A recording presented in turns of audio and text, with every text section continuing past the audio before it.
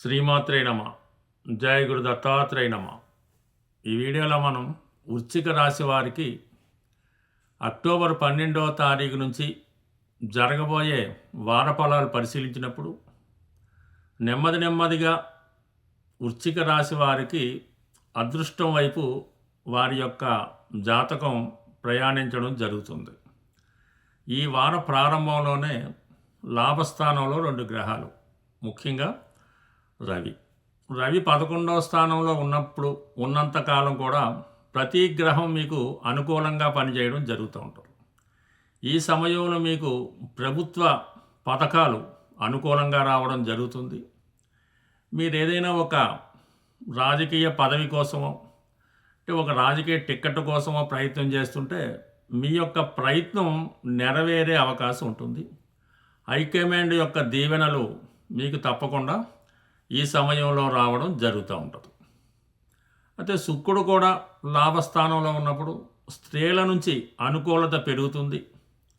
సప్తమాధిపతిగా ఉన్నటువంటి శుక్రుడు లాభస్థానంలో ఉండడం వల్ల భార్య తరపు బంధువుల సహకారం లభిస్తుంది.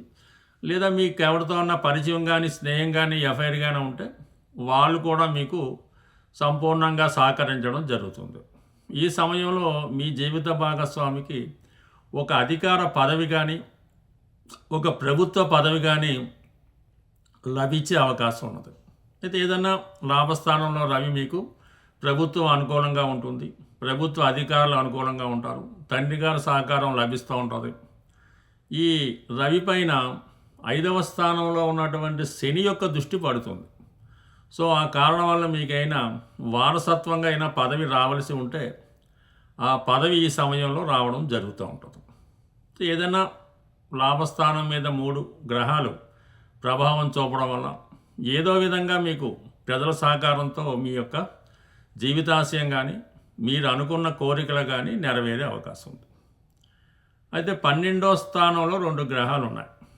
లాభాధిపతిగా ఉన్నటువంటి బుధుడు వ్యయ స్థానంలో ఉన్నాడు. అంటే ఏదన్నా ఎక్కువ ధనం ఖర్చు పెట్టవలసి ఉంటుంది. చిన్న బహుమతులు ఇవ్వడానికో, విద్యార్థుల యొక్క చదువుకో, ట్యాక్సులకో వగైరా చెల్లించవలసి ఉంటుంది. కుజుడు ఉండడం వల్ల రుణాలు ఏమైనా అప్పులు ఏమైనా ఉంటే తీర్చడం కానీ, అన్నదమ్ములకి అక్క చెల్లెలకి ఏమైనా ఇవ్వవలసిన కానుకలు బహుమతులు ఉంటే ఇవ్వవలసి ఉంటుంది. ఏదైనా మొత్తం మీద బాధ్యతలు తీర్చుకోవాల్సి ఉంటుంది. స్థిరాస్తి భూములు కొనాలని మీ ప్రయత్నం నెరవేరుతుంది. రుణాల నుంచి బయటపడే అవకాశం ఉంది. ఏదైనా లాభస్థానంలో రవి ఉన్నప్పుడు కొంత ప్రభుత్వ ధనం కానీ పెద్దవారి ద్వారా కొంత ధనం రావడం వల్ల దాన్ని మీరు ఎమ్మటనే మీకైనా రుణాలు ఏమైనా ఉన్నా అంటే రుణం అన్నప్పుడు మనం ఒకరి దగ్గర తీసుకున్నటువంటి డబ్బులే కాకుండా పిల్లల్ని చదివించడం, చెల్లెల్ని చూడడం, తల్లిదండ్రులు పోషించడం, అనేక రకాల బాధ్యతలు ఉంటాయి ప్రతి వ్యక్తికి కూడా.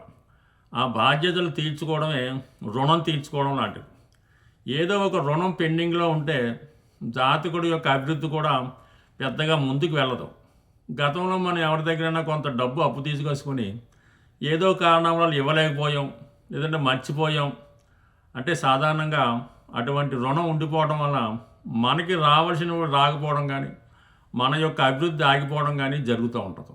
అందువల్ల మనం జీవితంలో ఎక్కువ ఇబ్బందులు ఎదుర్కొంటున్నాం, ఏ విధంగా అభివృద్ధి చెందడం లేదు అనుకున్నప్పుడు మనం ఒకసారి గతంలోకి వెళ్ళి మనం ఏమైనా బాధ్యతలు మర్చిపోయామా, ఎవరికైనా ఇవ్వవలసింది ఇవ్వలేదా, ఏదో భగవంతుడికైనా మొక్కులు ఉండిపోయాయా, ఇలాంటి రకరకాలుగా ఉంటాయి. మనం ఏదో భూములు ఉంటాయి, వాటి మీద ఆదాయం కొంత ఇతరులకు ఇవ్వవలసి ఉంటుంది.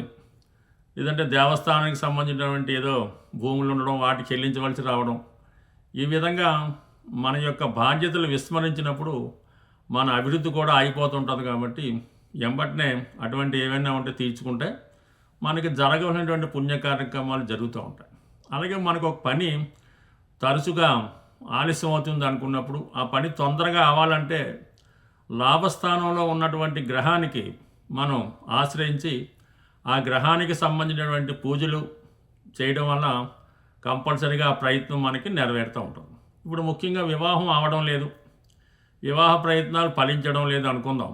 సప్తమాధిపతిగా ఉన్నటువంటి శుక్రుడు లాభస్థానంలో ఉన్నాడు కాబట్టి రవితో కలిసి ఉన్నాడు కాబట్టి శుక్ర భగవానుడిని అంటే లక్ష్మీ అమ్మవారిని దుర్గా అమ్మవారిని పూజించుకోవడం, రవి ఉండడం వల్ల సూర్య నమస్కారం చేసుకోవడం, ఆదిత్య ఉదయం చదువుకోవడం, సత్యనారాయణ స్వామి వ్రతం చేసుకోవడం మంచిది.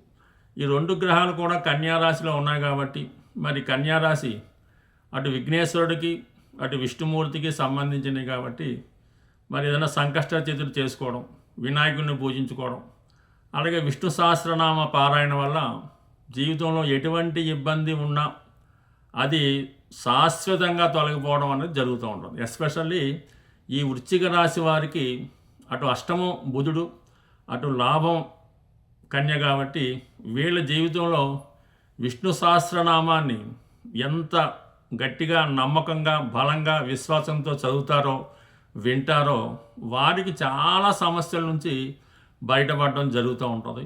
అలాగే మరీ ముఖ్యంగా ఈ వారం 18వ తారీఖు నుంచి ప్రస్తుతం అష్టమ స్థానంలో సంచరిస్తున్నటువంటి గురు భగవానుడు అతిచార ద్వారా భాగ్యస్థానంలోకి రాబోతున్నాడు. అంటే ఈ వృశ్చిక రాశి వారికి మీ కుటుంబంలో ఒకరికి అదృష్టం రాబోతుంది, విదేశ అవకాశాలు ఫలిస్తాయి, వాళ్ళకి ఉద్యోగ ప్రయత్నాలు ఫలిస్తాయి. అంటే ఏదన్నా మీ కుటుంబంలో మీ సంతానానికో మీ కుమార్తెకో ఏదైతే మీరు ఆశిస్తున్నారో ఆ శుభం జరిగే అవకాశం ఉంది. అంటే ఉద్యోగం అయితే ఉద్యోగం వస్తుంది, వివాహం అయితే వివాహం జరుగుతుంది, లేదంటే వారికి ఏమైనా సంతానం కావాల్సి ఉంటే సంతాన యోగ్యం కూడా కలుగుతూ ఉంటుంది. అదే ముఖ్యంగా పంచమాధిపతిగా భాగ్యస్థానంలోకి రావడం వల్ల ఏదేమైనా మన వృశ్చిక రాశి వారికి ఈ వారం నుంచే వారి యొక్క అదృష్టం మారబోతుంది. ఈలోగా ఫలితాలు తొందరగా రావాలంటే లాభస్థానంలో ఉన్నటువంటి శుక్ర రవి గ్రహాలకి పరిహారం చేయించుకుంటే మరీ తొందరగా మీ ఫలితాలు మీకు రావడం జరుగుతుంది. స్వస్తి.